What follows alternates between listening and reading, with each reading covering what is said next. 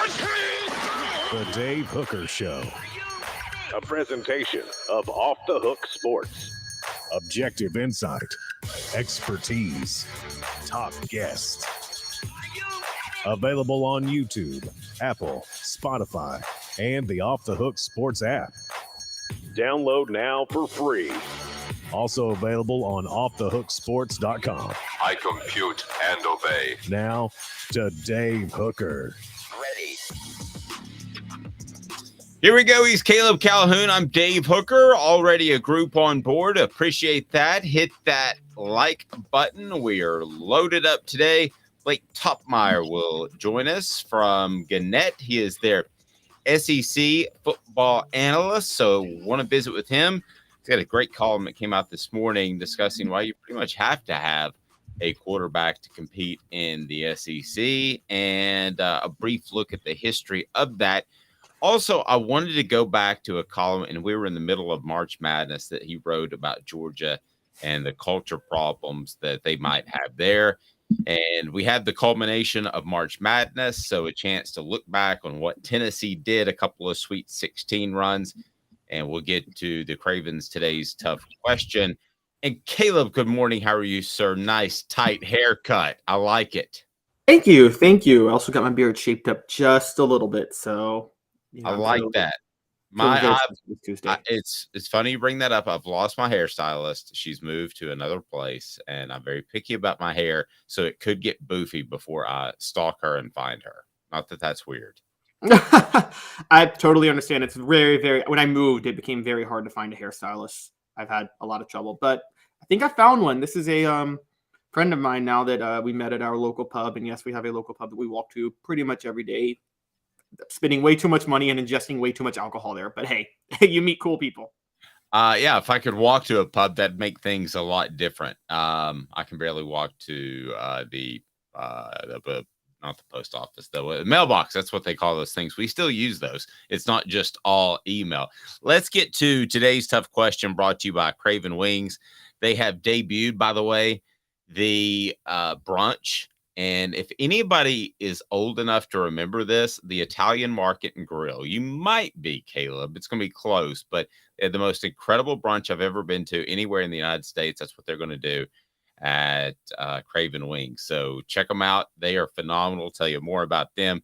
Just tell you it's the best wings in Knoxville. I'm proud to be associated with them. But today's tough question, I already put up on Twitter. I have no idea. In our 5 o'clock production meeting, I told Caleb, don't give me the answer to this, or I'm going to make you eat 10 Grim Reaper wings. But we didn't have to go that far. Today's tough question, brought to you by Craven Wings, is now. Today's tough question. Take a side. Take a stand. The Dave Hooker Show. A presentation of offthehooksports.com. So I asked the question just straight out, but I'll phrase it a bit differently with Caleb. What would be better for Tennessee's athletic department? Would it be a men's Final Four or a straight out national championship for the women?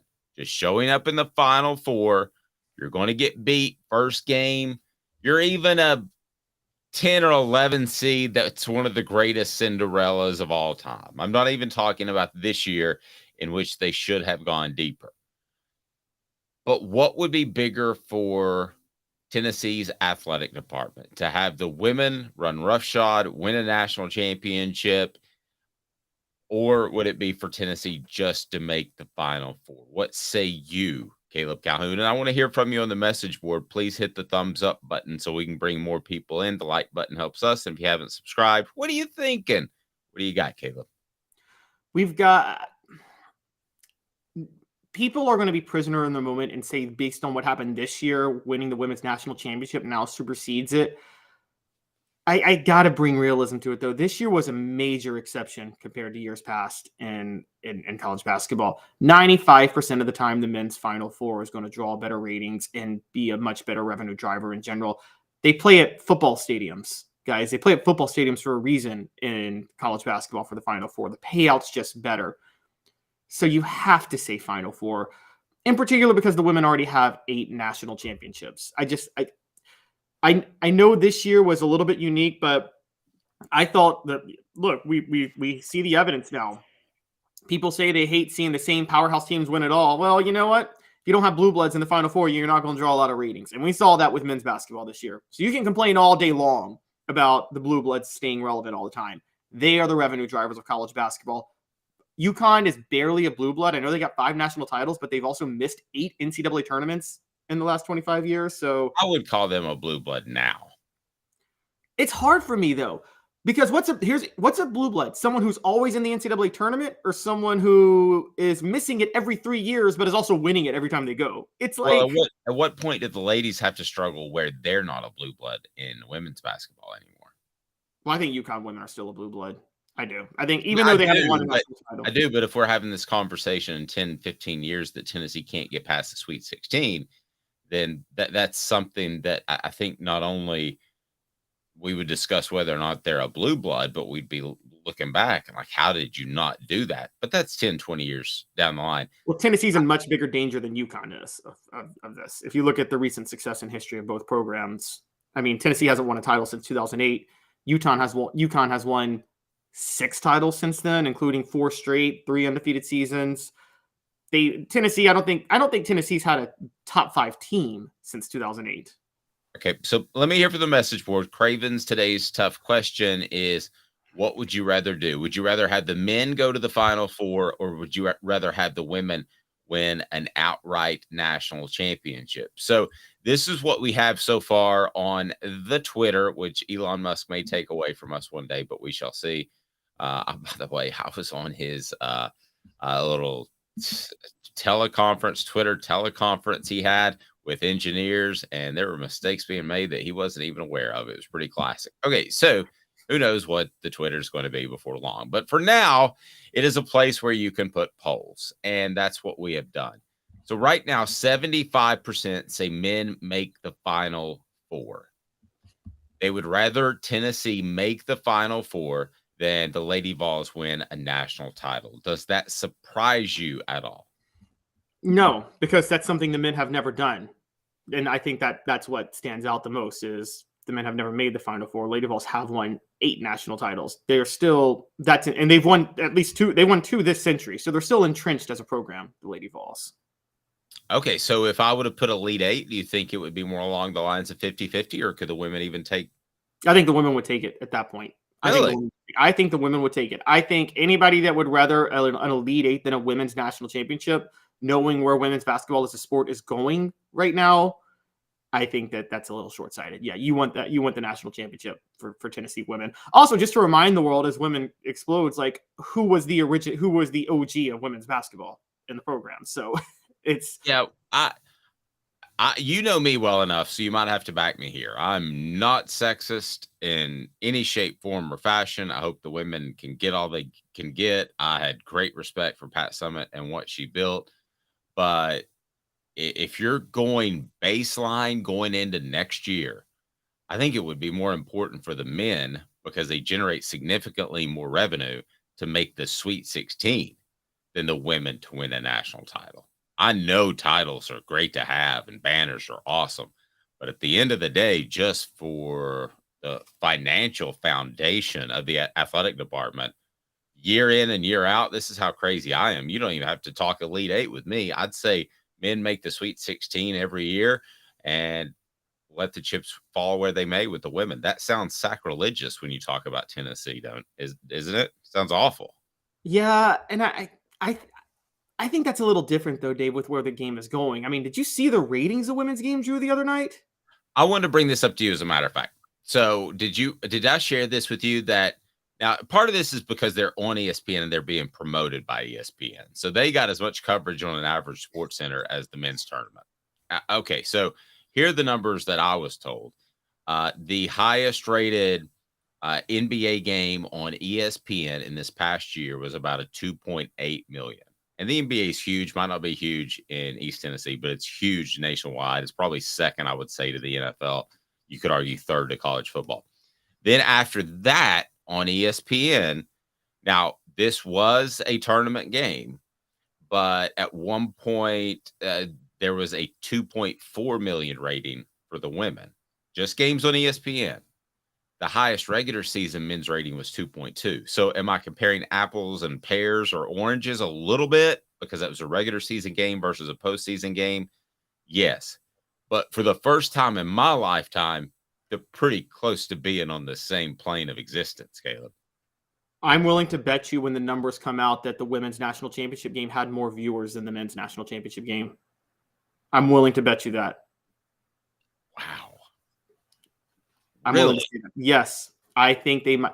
The women's national championship had more viewers than any Stanley Cup game since 1973. I saw that too. And a lot of it's Caitlin Clark, who's fantastic to watch. If you haven't seen her, well, then dump more money into the women's program at Tennessee. Do what you got to do. Then Well, Kelly also, Harper's.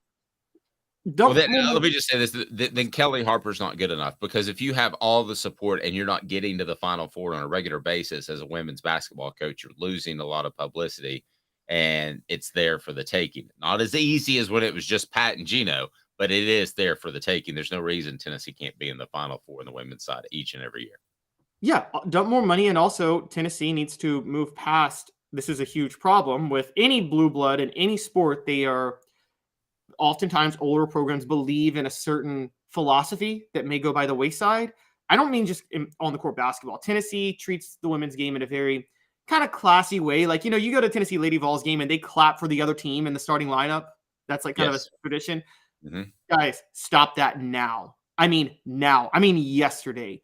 What's making the women's game so exciting was Caitlin Clark was talking so much trash, and then Angel Reese talks trash back to her, and there's so much disrespect. That's what makes the game fun. That's how the NBA exploded in the first place. It wasn't just Bird and Magic, the rivalry. It was that Larry Bird was the best trash talker in basketball at that time. And it made it much more intense. Tennessee's going to have to get with the times. Nobody wants the whole, like, win with class and dignity and yada, yada, yada. No, you got to add a little flair into the game now. And other schools are doing that. And if Tennessee is still stuck in the whole, I mean, if they're stuck in that 90s method of, we're young ladies and we conduct ourselves in a certain way, nobody wants to see that. They want to see the same thing they see with the men's side. They want to see some trash talking, a little bit of chipping, a little bit of fighting maybe. That's what they want to see. And that's what's going to make it fun. And it starts, Tennessee fans, with do what you do with the men in college basketball. During women's basketball games, when the other team starting lineup is introduced, shout sucks when every player's name is mentioned. Start doing that now. Yeah. I like a little bit of the classiness. If you're way better, it's kind of rubbing your nose in it. But when you're kind of on the equal playing field, then yes, maybe you need to do something else. I still go back to the Florida game on the men's side where they held the picture up of the young lady that was in the Playboy magazine. That's the best trash talking that I've ever seen in my life. I don't know if who was that again? Was it Matt Miller? Matt Walsh was his name. Matt Walsh. Okay. So to this question, and it's brought to you by our friends at Craft Treats. As you mentioned, the women's ratings are just shattering records. What role did Tennessee history play in building up the sport to where it is now? Also, John saying the women's game was at 3:30 on Sunday, and we had John mentioning that the game was at 9:20 last night. Amen to that. I actually, if I ever were to work in or accept some sort of job in the Central Time Zone, the simple fact that it's in the Central Time Zone would have a major effect in my decision. Why can't these games start a little bit earlier? So I think that's a factor in the ratings as well. But is Tennessee responsible for this? I'd say about 75 or 80%. I would say Pat Summitt is the penultimate person responsible for where the women's game is now. It's not even close. I think Gino Ariema would have been just fine showing up at the party and just cruising through, winning his championships. I don't think he, nearly as much as Pat Summitt, cared to promote the entire game. And Pat Summitt did. And that's why the game is where it's at, which makes it more difficult for Tennessee. But I don't believe Pat Summitt would have it any other way. I agree. She was fighting for this in the 80s. She was begging for TV exposure. And she probably had, look, I don't know how real they are, but I do believe there were some tangible opportunities for her to become the first woman to coach in the men's game. And I think she never would have taken that job because I think she had a personal goal to build up the women's game. By the way, had she wanted to take that job, that would have been great too. I'm not knocking that. Either one is fine, but you have to give her a certain level of respect to say, I want to build this up rather than take a job somewhere else. And you can't take that away from her. And Tennessee had some of the original, should we say, kind of, even though I say they're still a little square, they had some of the players that started to make the game cool. I mean, Shamika Holsclaw was cool. Candace Parker is still cool. She's all over ESPN or CBS and analyzing the men's tournament. I mean, they had the type of players that brought a certain level of swag to the game that the game really needed. And I think that helped it. I'll tell you the one reason I didn't want her to ever take a men's job. Go ahead and click that like button. New people on board. Blake Toppmeyer will join us shortly. And if you haven't subscribed, do so. The reason I didn't want Pat Summitt to ever take a men's job, and I felt really strong about this, want to remind everybody, crafttreats.com. Use the promo code OFFTHEHOOK, get 20% off the chill pills with CBD in them that will help with your pet's digestive issues, also arthritis or anxiety issues, and they've got non-CBD as well. Use the promo code OFFTHEHOOK. That's off the hook for 20% off. I thought it would open the door for it to be a circus. I thought that Pat Summitt, the way she handles herself, probably would have been just fine, and it wouldn't have turned into a circus. But I thought there was at least the possibility that it could be some sort of circus for whatever woman took a man's job first in men's basketball. I just thought there was the opportunity for that to happen. And already before she got sick, before she won her 5th national title, her legacy was so tied to women's basketball and was so special in a lot of different ways of being selfless to the game, to the sport. I didn't want to see that door even cracked open that you could say, yeah, no wonder they got beat. It's a women's coach for the men's team. Yeah, I just didn't even want that to be a possibility. Oh, I agree. That's my thoughts on always, if somebody's working out in something and you have them try something else with your program, you don't want to see their legacy have to be tainted at all. Tennessee should know this firsthand, by the way. It's the same concept with, I don't know how you feel about this, Dave, but I never like seeing beloved players from a school be hired to become that school's head coach because you run the massive risk of them hurting their legacy. I mean, Johnny Majors is the prime example. Yeah. Scott Frost, yeah. Scott Frost, a big one. Larry Finch at Memphis, Penny Hardaway might have the same thing happen to him at Memphis. And it's like, you're running a really big risk of like, okay, yeah, you're below. I mean, it happened to Holly Warlick. It was really hard, I'm sure, to have to fire Holly Warlick. She was Pat Summitt's right-hand woman for all of those national championships. She was the first All-American guard to play for Tennessee, but you had to fire her. You just had to. Okay, let me ask you this then.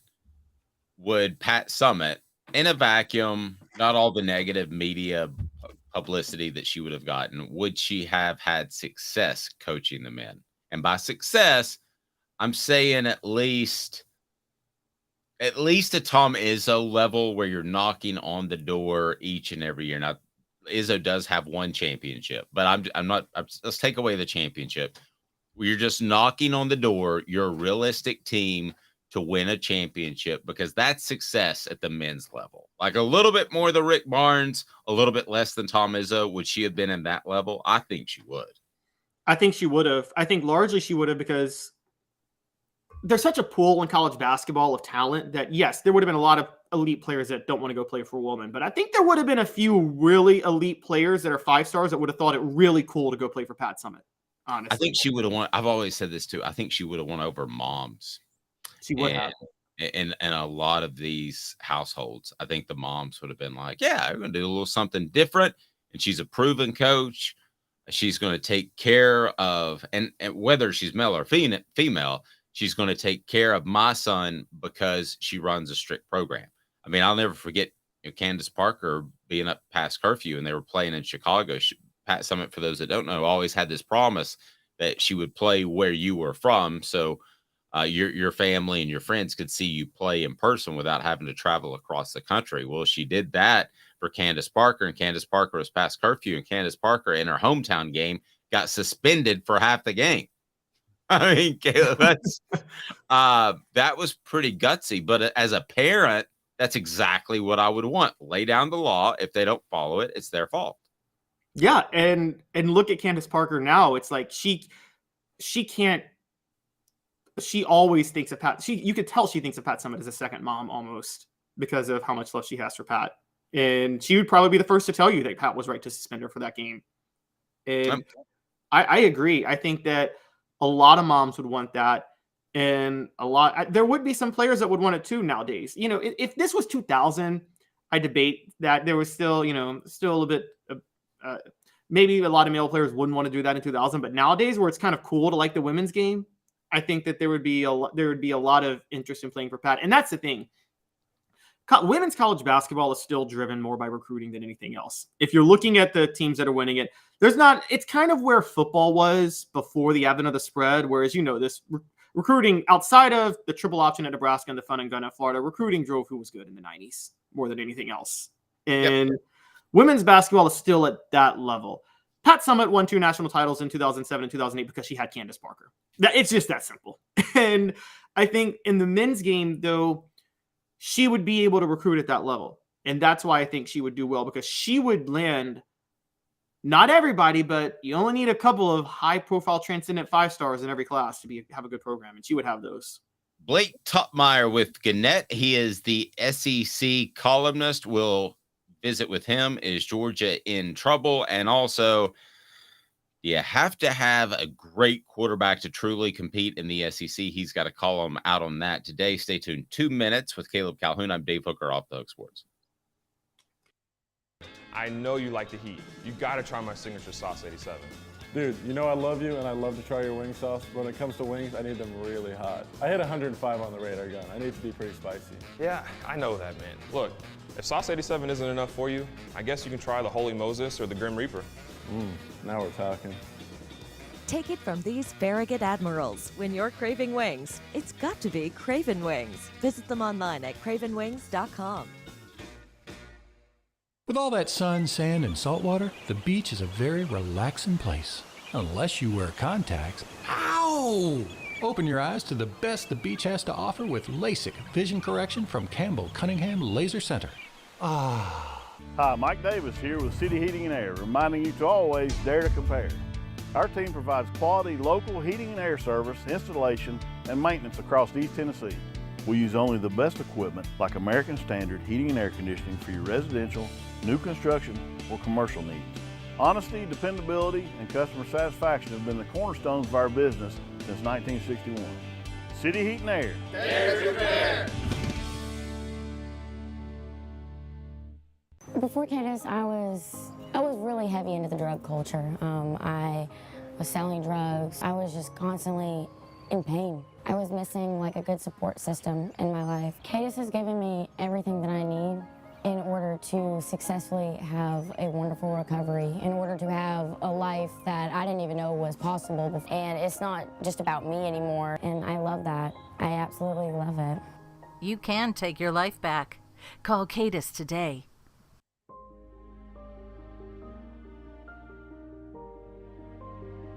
Our family has been creating one-of-a-kind pieces of jewelry in West Knoxville since 1986. Each piece is a combination of unique processes that bring your idea to life. Every day in our shop, a truly special item with a story all its own is being manufactured in our facility, bringing the history and family sentiment into a whole new generation of life. We're grateful that you chose us to be Knoxville's best jeweler, a title that we value and respect. Because to me, being a jeweler and owning a jewelry store are not the same thing. I'm Rick Terry. I'm a jeweler, and we want to be your jeweler. Kingston Pike and Campbell Station Road in the heart of Farragut, and downtown on Gay Street right next to the Tennessee Theater. Who's this guy? Hello, wizard. The Dave Hooker Show. Who? A presentation of Off the Hook Sports. What? YouTube, Apple, Spotify, and the free Off the Hook Sports app. Back to Dave Hooker. Portions of the program brought to you by Vassy Lawn and Garden. Man alive, it's worth the drive. Vassy Lawn and Garden has the commercial, industrial mowers, and residential right there in Cleveland. So they've got the buying power, makes it worth the drive if you're restocking a fleet or starting a business to come from Nashville, Knoxville, or Chattanooga. They're in Cleveland. Toro, count on it. Vassy, Lawn and Garden, Man Alive, it's worth the drive. And Man Alive, he's worth the read. Blake Toppmeyer joins us now. Gannett's SEC football columnist. Blake, how are you, sir? I'm doing well. Thanks for having me on, guys.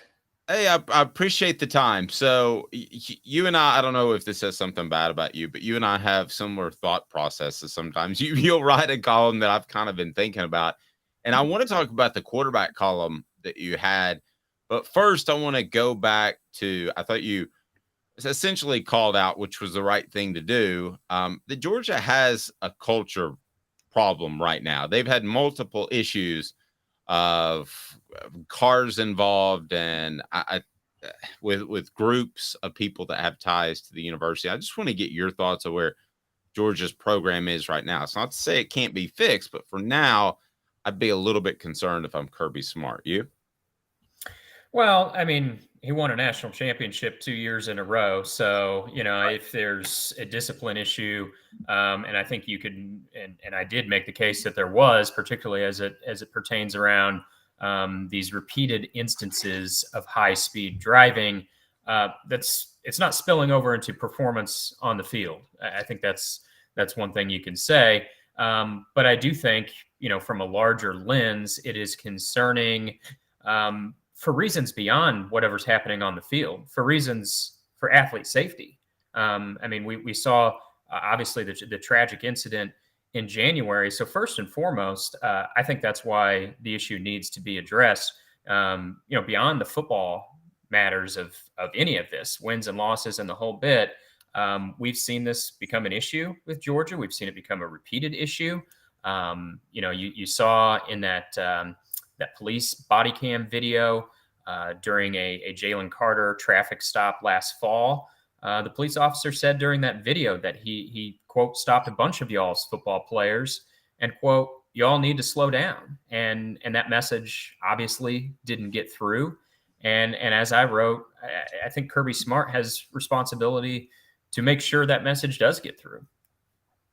No, I agree completely. And in another life, I covered a Tennessee football program that had off-field issues and still had success on the field. Do fans really care until it starts affecting what's happening on the field? Because I think it tends to trend that way, that if you don't have discipline off the field, at some point it hurts your discipline on the field. That's my take. Yeah, I think fan bases are split on this. I think there's obviously a good chunk of most fan bases that sort of embody the "just win, baby" mantra. And, you will even jokingly see sometimes with a lot of programs in the SEC, when an athlete is arrested for some minor offense, you'll hear fans joke, "Oh, we're back," as if a sign of delinquent behavior is somehow linked to success on the field, that you're throwing standards out the window for athlete conduct. So some fans don't care, but I do think, within every fan base, there is a portion of folks who are uncomfortable with repeated behavior that runs afoul of the law. And, what the split is, I can't say. If you're winning games, no question, I think your fan base is more tolerant of certain behavior than they are when you're losing games. But I do think, kind of at all times, there's maybe a quiet portion of every fan base that hates to see stuff like this happen and would prefer their coaches, maybe not be the old school iron-fisted disciplinarians, but to still have, some sense of control over what's happening in their program. Blake, dare I say, is this going too far to say that Kirby Smart is reaching Urban Meyer level of defiance, the way Urban Meyer was at Florida in the late 2000s? Ouch. I think that's probably a stretch at this point. Yeah, I think that's probably going too far. There doesn't seem to be, at least publicly, there doesn't seem to be a lot of action, attention, disciplinary measures taken toward this particular issue of high-speed driving within his program. I think it's fair to say that he's turned a blind eye, to repeated high-speed driving conduct within his program. I think all of that, and I think it does demand, particularly in light of what happened in January. That high speed car crash in which alcohol was involved resulted in the death of an athlete and a staff member. I mean, that has to be a wake up call. If he had his head buried in the sand before and said, kids will be kids, high speed driving comes with the territory, you can't have that anymore. You shouldn't need a wake up call like that. But now that that's happened, I think going forward, you have to take this seriously. Like, I think the scary thing to me is the trend is the players and the coaches just rule the media as far as accessibility and that sort of thing. And nowadays you can say, let's say Tennessee after the South Carolina game, you say, I'm not going to get into the Jeremy Banks situation. Nico recently was asked a question, does the NIL put more pressure on him? He goes, next question, like he was Aaron Rodgers or Tom Brady.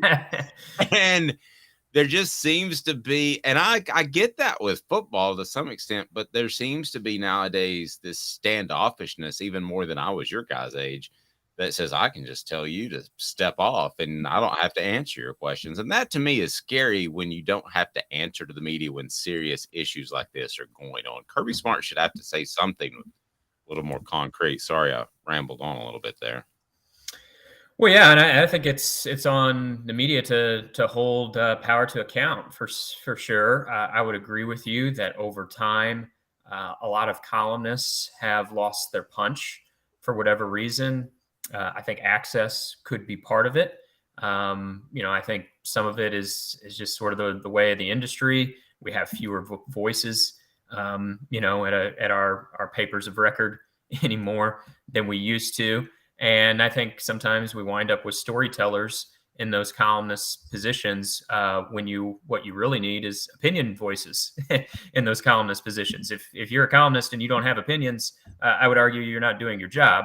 Now, some people don't see it that way, and I think that's kind of the evolution of the position. But I think you're right that some of it does trace back to the shrinking access and the threat of peeling back that even further if you dare hold someone to account or take a heavy hand on someone.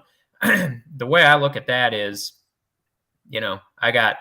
I don't know, do we still count column inches anymore? Seems like anymore it's more on word counts. But let's say I got 20 column inches 4 days a week and 7 times a week during the season. You can give me access or you can not give me access, but I still have those column inches to fill one way or the other, and I still have opinions to air. Blake, how much of Georgia's, I guess, lack of discipline how much of this is an administrative reaction to the Mark Richt years, where they spent 15 years with Mark Richt believing they could win a national title with integrity, and they had more integrity than any program in the SEC during that time, bar none, and it didn't work out.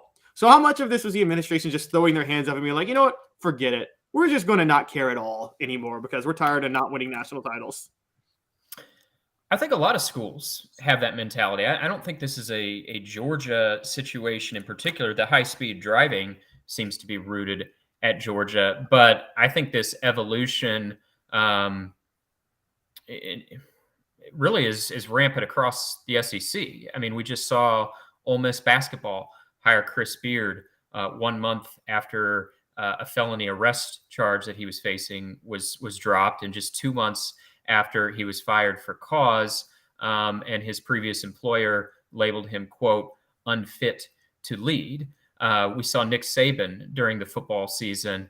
The severity of the incidents are not necessarily comparable, but we saw Nick Saban with the Jermaine Burton incident and the Tennessee fans rushing the field, and Jermaine Burton caught on video making contact with a female student in the head. And Nick Saban tried to gaslight us all into believing that Jermaine Burton who had his helmet in hand and was casually walking off the field, was in some way scared of this joyful reveler, this petite college co-ed, and that's why he bopped her in the head. I mean, that's ludicrous. You know, I mean, Josh Heupel, you know, Tennessee, Josh Heupel, Jalen McCullough was arrested and sat out, one game before he stepped back on the field for, you know, allegations of a serious incident last fall. So I think this is, frankly, guys, I think this is happening throughout the SEC. I do think there's a culture now throughout college sports, college football in particular, that win at all costs. And, you know, in many cases, I do think athlete discipline has been peeled back. And part of that could be athletes have so much more power and control now than they used to. They don't like the way the program is being run. They can hop in the portal pretty quickly and be gone. And, you know, that combined with the pressure that coaches faces to win or be fired, I think maybe has some coaches running their programs in a way that if you gave them truth serum, they wouldn't actually like to run it that way. Yep. Great column on quarterbacks that ran this morning. Blake Toppmeyer joining us of Gannett. He is the SEC columnist for Gannett. And really it's what we would kind of expect, but you illustrated it in your column. It's pretty difficult to win without a go-to guy quarterback in the SEC. Yeah, it is. And I was, you know, that, as you say, it's no profound observation. What was surprising is some of the numbers that really hammer that home. So I took it through a lens of first team all SEC quarterbacks. You know, what does it mean to have the best quarterback in the conference? Obviously, we all know that's beneficial, right? But just how beneficial it is, oh man, it is crucial. So Jay Cutler was a first-team All-SEC quarterback for Vanderbilt in 2005. Vanderbilt had a losing record that season. That is the last time a team with a first-team All-SEC quarterback has had a losing record. In the 17 years since then, if you had a first-team All-SEC quarterback, you had at a minimum a winning record. 15 of those 17 years, you were ranked in the top 25 with a first-team All-SEC quarterback. 4 of those quarterbacks won national championships in the years they were first-team All-SEC. And the overall winning percentage during that 17-year span of teams having a first-team All-SEC quarterback, those teams won 85% of their games.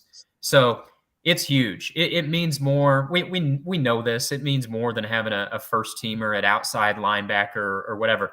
But you really can't overstate it. If you got the best quarterback in the conference, not only are you well positioned to win a bunch of your games, you're positioned to be in the running for a national championship. We've seen that happen over the years in this conference. And so that's why, you know, I think these debates, these preseason debates about who's the best quarterback in the SEC, it's a hardy debate this year.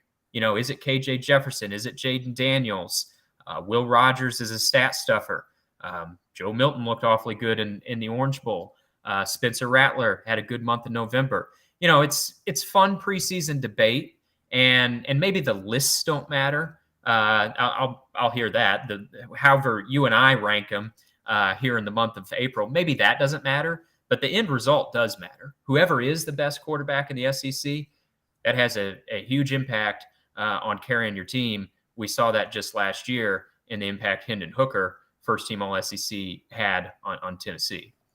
Let me make sure I got this right, and Caleb's going to jump in here. So you based it off which ranking, pre or postseason, and did you go writers or coaches? Postseason and writers plus coach. Actually, there's not been much dispute in the first teamers between writers and coaches. It's actually kind of weird. I thought there would be more dispute, but it seems to be in most of these years. It was pretty unanimous across the board, whether writers or coaches, who the best quarterback in the league was. But yes, I looked at postseason awards versus team performance. So that's not a surprise, right? Your quarterback has a great season. Your team probably wins a lot of games. But again, just how 85%, you know, you can be a stat stuffer quarterback, and be in the conversation for first team All SEC honors. But if you're playing at that level, at a first team All Conference level, your team's pretty dang good too. So I don't know who the answer to the debate is this year. I'd lean toward KJ Jefferson, I think, from Arkansas. I think, like I said, there's 5 or 6 other guys that have a case for being in that debate. But whoever winds up being the best quarterback in the league this year is going to have a huge impact on their team. Blake, it's interesting you brought up Jay Cutler, because that was 2005, and Tim Tebow obviously arrived at Florida in 2006. And there was Tim Tebow for 4 years, and then you had Auburn. Out of the goodness of his heart, Cam Newton just committed to Auburn, and there was no money involved whatsoever. But he went there for free and won a national championship. Would you say those two was really when it started to change, or was there a moment to you where it kind of flipped and the quarterback play became so much more important in the SEC? I think that was probably I think you identified a good onset there. I think what has maybe changed even from then, though, as you think about Tim Tebow, we all know what made him such a special player was the dual threat capability that he had. And it was like having a fullback or a tight end in the backfield. And, oh, by the way, he threw a pretty good deep ball too, right? He could sling it pretty well, particularly at this level. I think the passing games, though, continue to evolve, and the teams that we see win in this conference, slinging it across the yard, has changed even since the Tebow days. I mean, you look at what Joe Burrow did in 2019 with LSU, throwing for 5,600 yards and 60 touchdowns that year. I mean, that is even new for the SEC as compared to the Tebow and the Cam Newton days. And then you look at the way Alabama has evolved the last couple years, with their run of good quarterbacks with Tua and Mac Jones and Bryce Young, and the evolution of Alabama going from winning with bully ball to winning with much more of a passer friendly and a passer reliant offense, I would say. Now we've certainly gotten hints that Alabama is going to pivot back to sort of maybe the old school ways or something resembling that more closely. But during this run of quarterbacks, certainly their offense has evolved.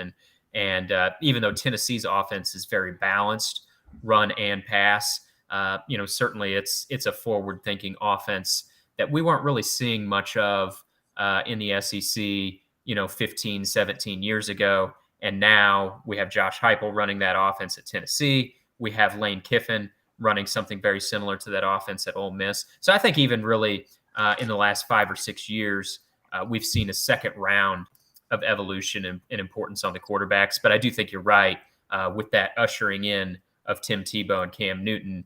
The quarterbacks took on even more importance at that time. But now it's changed once again, I think, in this conference. It's a great piece. Blake, keep up the awesome work. How do people follow you on the Twitter before Elon Musk destroys it? Yeah, I'm on Twitter at @btoppmeyer. You can find my work throughout the USA Today network. So if you're listening to this in Tennessee, I would recommend start local with knoxnews.com or over at thetennessean.com. And then, so we may need your MySpace listing before long if Elon destroys Twitter. I never had one of those, actually. I was like aloof to the whole social media thing. I grew up in a small town. I still had like dial-up internet access before I went to college, basically. I got to school and everybody had Facebook accounts. And I'm like, what is this Facebook thing? I was a little slow on the uptake there. Gotcha. Well, I think you got it figured out now. Keep up the great work, and we will talk to you soon. Okay, sounds good. Thanks, guys. Thanks, Blake Toppmeyer. Really good stuff. If you haven't followed him or don't on Twitter, coming up was he had dial-up still. He's too young to have dial-up. No, I had DSL. I'd dial up for a hot minute. So. Okay. All right. Well, it seems a little young. Portions of the program brought to you by Zulbeer, xulbeer.com. Zulbeer is the official craft beer of Off the Hook Sports.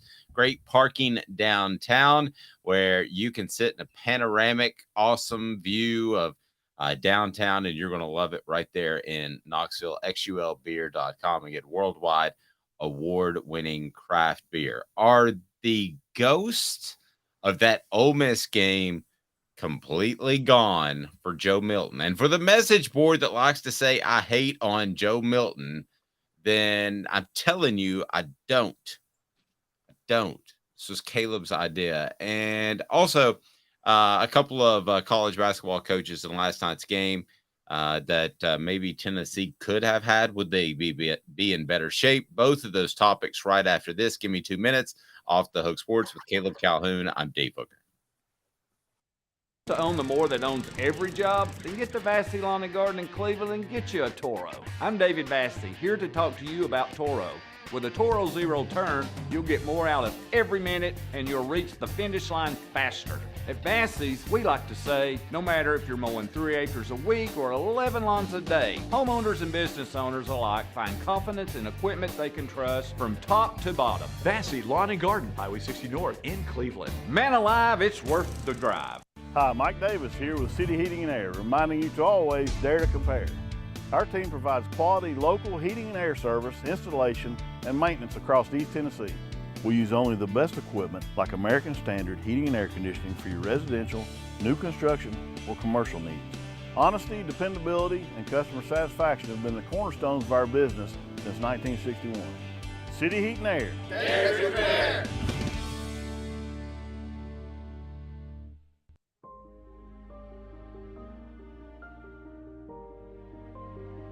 Our family has been creating one-of-a-kind pieces of jewelry in West Knoxville since 1986.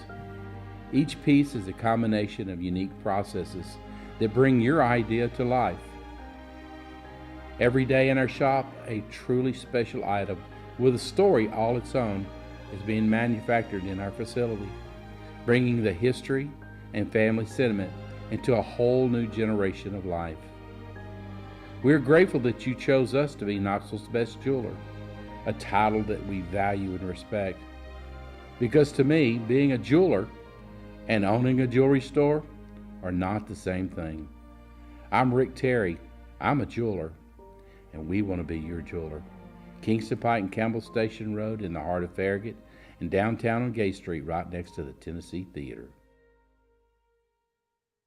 With all that sun, sand, and salt water, the beach is a very relaxing place. Unless you wear contacts. Ow! Open your eyes to the best the beach has to offer with LASIK vision correction from Campbell Cunningham Laser Center. Ah. What's up, everybody? This is University of Tennessee tight end Jacob Warren, proud to announce that I'll be working with Craven Wings again this season. And I want you to give your all and try my signature sauce, Sauce 87, at either of the Craven Wings 2 locations, Chapman Highway in Seymour and South North Shore Drive at the Markets of Choto. When you're craving wings, it's gotta be Craven Wings. Online at cravenwings.com.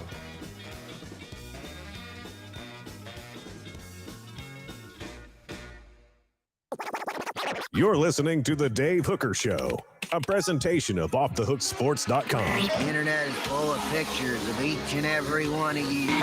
Available on YouTube, Apple, Spotify, and the Off the Hook Sports app. Download now for free. Is there nothing you people can't do? Also available on offthehooksports.com. Welcome back. He's Caleb Calhoun. I'm Dave Hooker. People already calling me a Joe hater, and we haven't even gotten into the topic yet. The one that, Caleb, you got to back me here. You came up with the topic. So it's not like I'm throwing Joe under the bus. At our 5 a.m. production meeting this morning, you came up with the topic. Oh, yeah. This was my idea because I'm not a Milton hater. I'm nowhere close to Dave. But I have to react to what people say in press conferences. And there were a couple of quotes by Josh Heupel that may have made me a little nervous if I'm picking Milton to start the year. Okay, let's get to that right now. It's What the H? It's brought to you by Andy Mason, realestate.com. What the? What was he thinking? Release the hounds. The Dave Hooker Show. Keep cool. A presentation of offthehooksports.com. Brought to you by Andy Mason, realestate.com. What the H? Whoa, was Josh Heupel thinking? Andy Mason is the absolute best when it comes to price and service. AndyMasonRealEstate.com. Just go there. 40 years of experience in his office, and know that you'll get the right home, and you will be very pleased with that home. So, Caleb, what did Josh Heupel say in his press conference that made you somewhat of a Joe doubter? Is that a good way of putting it? Yes, because I can't ignore what I've seen on the field and what Heupel said. Okay, what did he say? So after the scrimmage, when he spoke, I think it was on Monday, he was asked just in general, what did you see from Joe Milton and Nico Iamaleava? He said a few things, but he started with Joe, and Nico was his second part. While still talking about Joe Milton, guys, this is very clear. This had nothing to do with them together. It had to do specifically with Joe Milton based on the context of the paragraph. He said, there's some things we can learn as far as clock management. Okay, that's a really red flag because we all know the one thing that I'm sorry? No, you're right. That's a red flag, jumping out of bounds against the Rebels. Running with a few seconds left, trying to run for a touchdown and then running out of bounds. Yes, that was a huge red flag because we already know Joe Milton may have an issue with clock management and lack of awareness of the clock. That was a statewide red banner. That was more than a flag. I've never seen, I have never seen, I can't recall seeing a player do something, and I'm talking about the act, not the player, but the act doing something so stupid that he's turned into an incredible athlete at that position. I can. have not seen that. I can. It was Jake Locker for the Titans one year against the Saints in 2011, but that's a different story for another day that I'm still mad at him. I mean, it is possible, but I would be. General Nealon says, give the kid the keys. If we're not undefeated after Bama, developing a 6-year journeyman is pointless. No, I don't want to do that either. And I did at first until I heard the reviews of Nico, which were strong.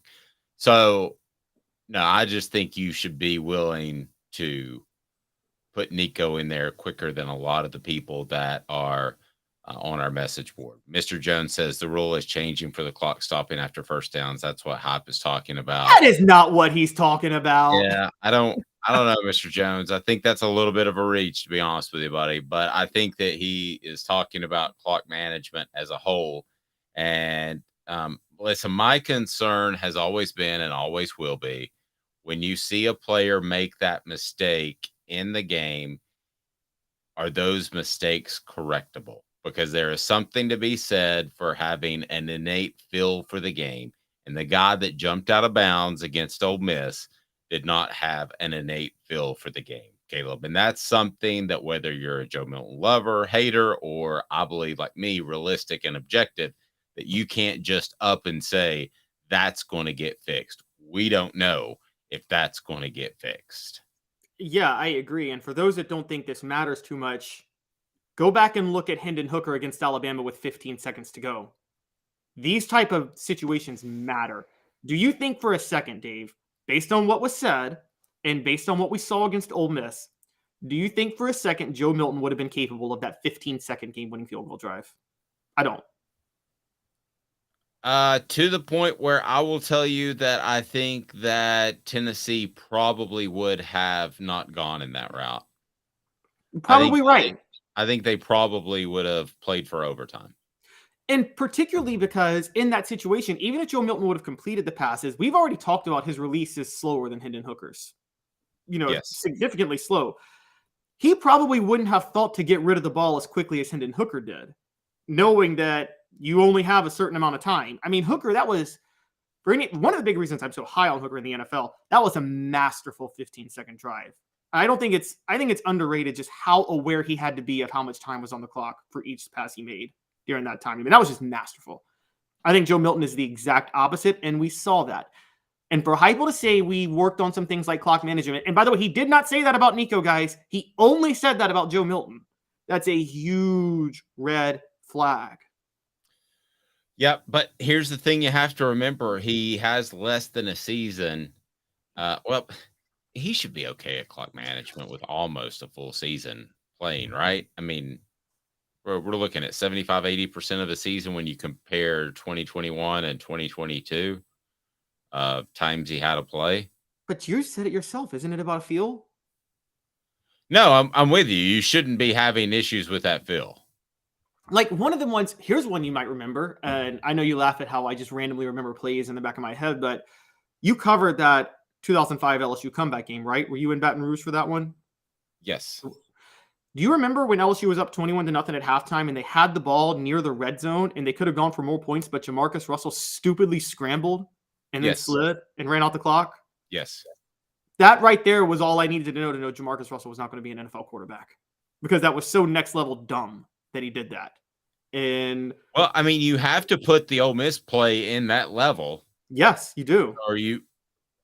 But you think he'll start the whole season. So where's the disconnect? Because I at least have said, based off accuracy issues pre-Vanderbilt game last year when he barely threw the ball and they had a totally different approach in the Orange Bowl where they threw over the middle, I've said I've said there's a realistic chance that Nico is the starter by September.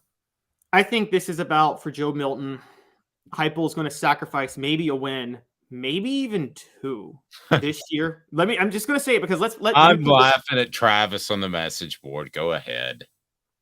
He's just. Oh my gosh, I'm reading the quote. Go ahead. I will say that Heupel, I think Joe Milton is such a leader and respected within the locker room. I think that given the fact that I don't think Tennessee has a college football playoff caliber team this year, even if they snuck in because of their schedule, they get destroyed by whoever they played, unless it was TCU. But if they played, they're not ready for the Ohio State or the Georgias just yet. They're just not. And so I think that because of that, he might even sacrifice an extra win this year or starting Nico early to develop him because of how much Joe Milton has the locker room.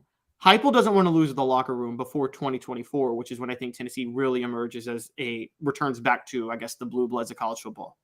Travis, go ahead. No, I think that's why. I think Milton is going to keep the job because he won't do enough to lose it significantly. Travis says the Hooker Show is officially pro LSU and anti Joe Milton. What in the world is happening? He said, typed with love.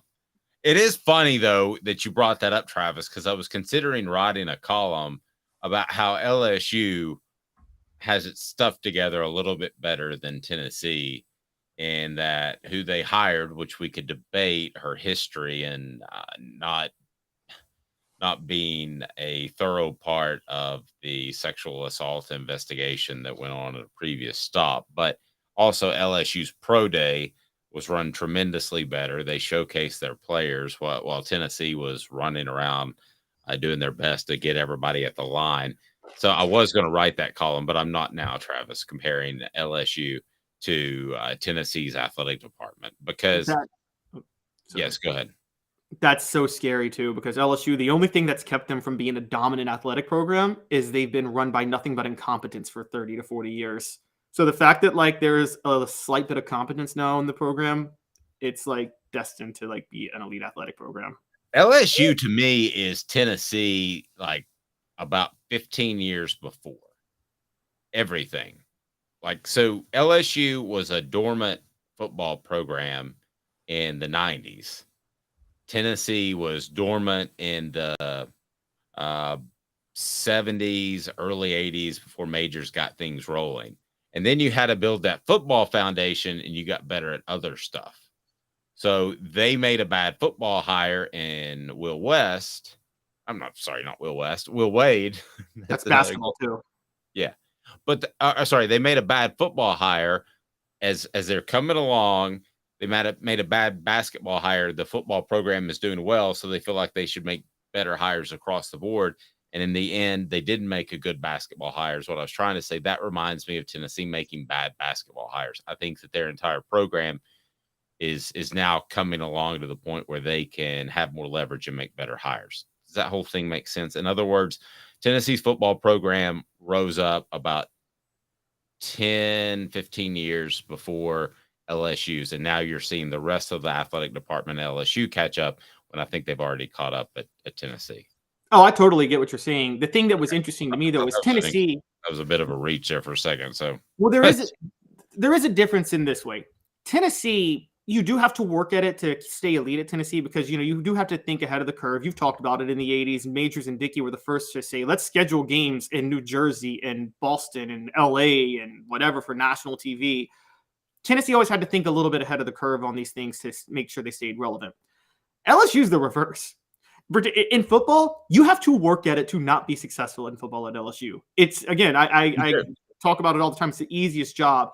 Proof in the pudding. Les Miles and Ed Orgeron won national championships. There's a reason Nick Saban stayed there, even though he didn't really like Louisiana.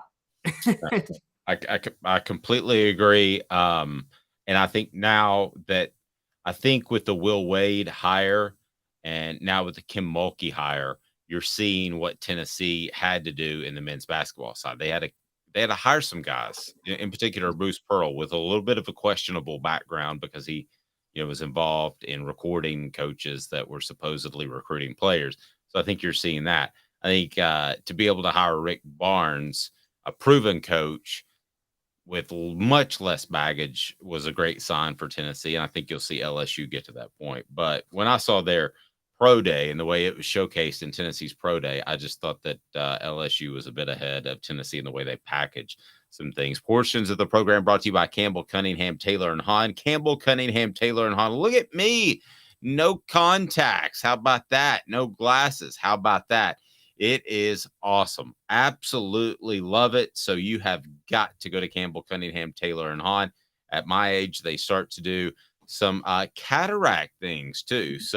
But I can see far and near because of the monovision. They're absolutely phenomenal. So we're going to talk some basketball before we get out of here. Basketball is my favorite sport. I like the way they dribble up and down the court, just like I'm the king of the microphone, like Dr. J and Moses Malone. Do you remember that song, Caleb? Are you rapping Bow Wow?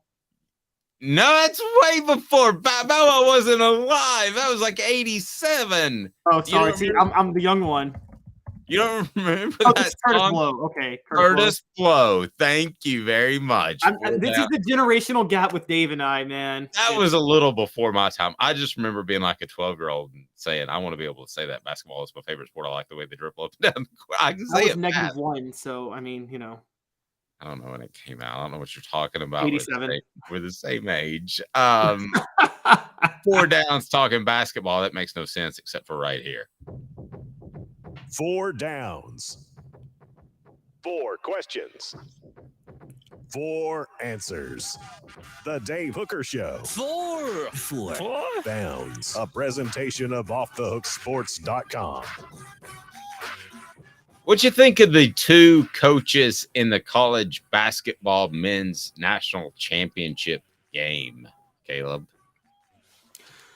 I think with one, you're seeing a renaissance of a style of play that I didn't think would be that successful. And with the other, you're seeing a coach that Tennessee missed a chance out on hiring. Okay. And let me start with the first one. Which coach runs that physical style that you said cannot get you to the Final Four? Rick Barnes, what are you thinking? Shake it up, Rick. Come on.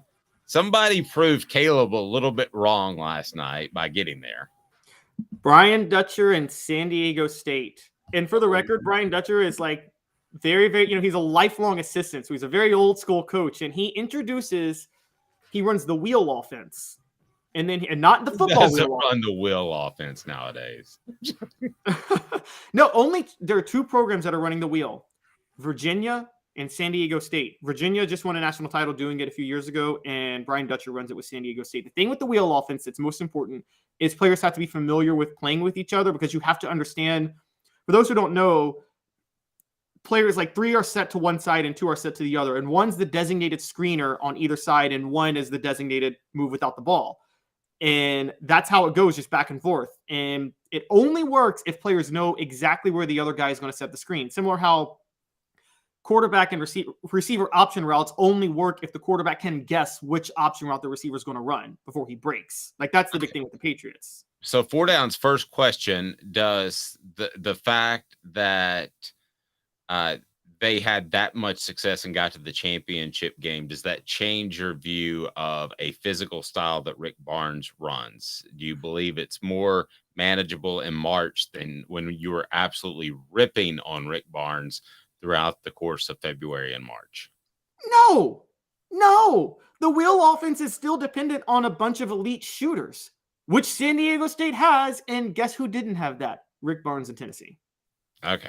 All right. So tell me what stands out to you about UConn's coach then.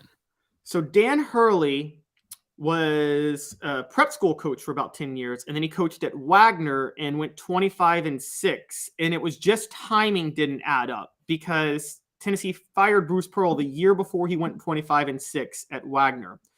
Then Quanzo Martin left the year before Rhode Island really took off under him. But if you go to Twitter, there are still some old tweets from people saying Tennessee should hire Dan Hurley. He was very well respected. People really wanted this guy. He won the Atlantic 10 back-to-back years at Rhode Island, and then he's gone to UConn now and won a national championship. Tennessee has had Tennessee gotten their hands on Dan Hurley earlier on, we might be talking about a different program. Now, I don't know if Dan Hurley would want to go. He's a Jersey City guy. Northeastern basketball, old school Big East basketball is his bread and butter. But bringing old school Big East basketball to the SEC might have been an interesting thing to watch. So I want to combine first and second down. Would Tennessee have been better off with either of these coaches had they hired them 5 years ago? Yes. No way. Rick Barnes has like 700 wins. Come on, Caleb. No. You have to realize what Tennessee needs. Tennessee needs somebody that's going to get them in the Sweet 16 and be entertaining each and every year and stay out of trouble.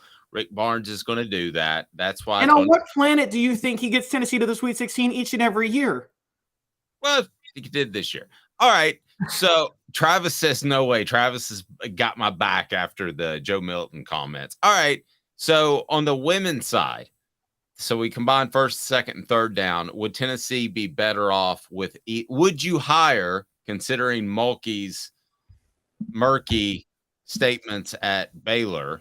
Would you hire either one of them ahead of Kelly Harper that made the championship game? You talking about Mulkey or Lisa Bluter, the Iowa coach? Yes. Iowa made it because of Caitlin Clark. They did make it because of Caitlin Clark, but okay, you make it because of talent. I mean, Pat Summitt won 2 national titles because of Candace Parker and won 3 because of Shamika Holtzclaw. So, I mean, that's just how that works. No. And I would say that if at other programs, well, here's why. At other programs, maybe. But let's start with Kim Mulkey. Look, Tennessee is less than a decade removed from settling their own sexual assault lawsuit with the school, or the school with settling its own sexual assault lawsuit that involved the athletic department. That was the biggest reason I said they have to steer clear of Hugh Freeze no matter what. You can't, if you're Tennessee, I'm sorry, you can't afford that type of baggage at the program because of what's happened at the school within the last 10 years. Now, Kim Mulkey is not involved in a sexual assault cover-up. Let me be clear on that. But for her to be so insensitive about the situation, which she was, you can't hire her. Lisa Bluter, I think that's how you pronounce her name, right? Bluter, the Iowa coach. Yes. Different story. She's had success at multiple different programs over multiple different years. I think her style, I think she'd have done better than Kelly Harper. I think because she actually, part of the Caitlin Clark phenomenon is Lisa Bluter is a big believer in shooters and shoot. And and he's taking that approach to women's basketball now that hasn't been there, and that's where the game is changing. David said, it must be awesome to be Caleb. How else can you be wrong, absolutely wrong, and still claim you're right? Because I'm right. Because I'm right, bro. I'm right. I love you, David. Smoky Mountain Red says, Mulkey looks like your high school friend's drunk mom that wants to act cool, but in the end gets on everybody's nerves. I'm afraid I'm that sober dad who wants to hang out with my kids and their friends. And okay, here's something that sticks out about Kim Mulkey to me, and this kind of stands out in a certain way. You can feel however you want to feel about the Brittany Griner situation in Russia. You can feel however you want to feel. But the fact that Mulkey, who was Brittany Griner's coach in college, refused to speak one word in support of her ever was really telling to me. I feel like you should speak one word. And Nick Saban spoke a word in support of Henry Ruggs, who's going to prison for probably 20 years. Like, acknowledging Henry Ruggs did something wrong, but at least spoke out and was like, this is tough for everybody. We're thinking of everybody's families. And you should speak out for a player who played for you, who did a lot for you. I just feel that way about Kim Mulkey. Okay. But what if Brittany Griner said for years that she didn't like America and she had problems with America, and then she's in a Russian prison, and it kind of seems apropos. I get the feelings on all of that. But on a personal level, I'm sure Jim Harbaugh disagrees with Colin Kaepernick on a lot of things because we know where they both lean politically. Guess what? Jim Harbaugh still has a relationship with Colin Kaepernick, and that wasn't even his college player. I think you should have relationships one-on-one that transcend how you may feel about something politically on either side. And that's what kind of bothered me. She should have at least spoken out like, this was one of my former players who I had a deep connection with.